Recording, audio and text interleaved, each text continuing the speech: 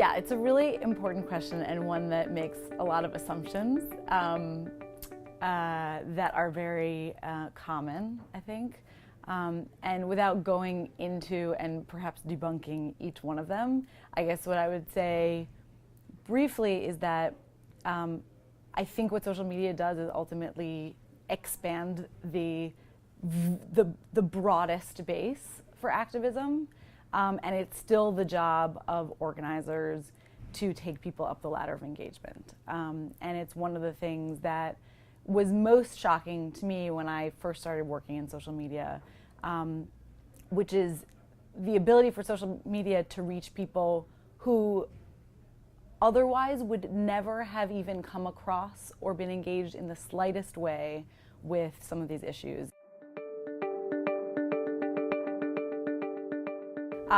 I mean, in countless ways, and there's probably a lot of examples that are out there that I don't even know about.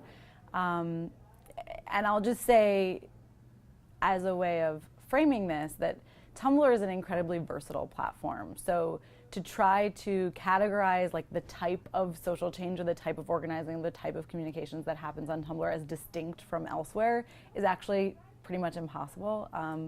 Tumblr has part of its sort of product and personality is the logged in social media experience, which is pretty distinct and has a, arguably a distinct voice and a distinct audience, although that's, I think, getting much more mainstream and much harder to categorize. But then there's the web-facing, like, publishing platform experience, and so you can build a website on Tumblr, and so the possibilities are infinite in terms of how activists and organizations and campaigns would use the platform and are using it.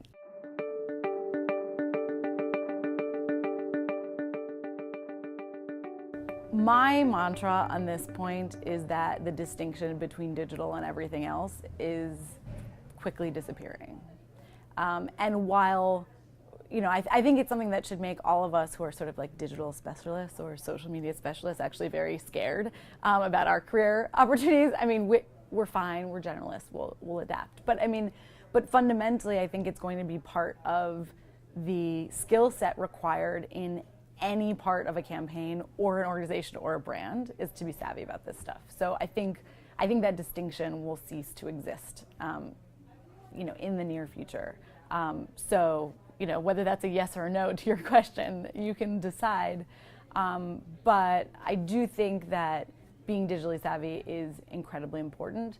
I don't think it's always, it's not rocket science, and the principles that you need to successfully, put into play in a digital environment are not that different from the way a campaign operates on other planes, either from a mass media communication perspective or a door-to-door, person-to-person organizing perspective. I think social media really combines those two things.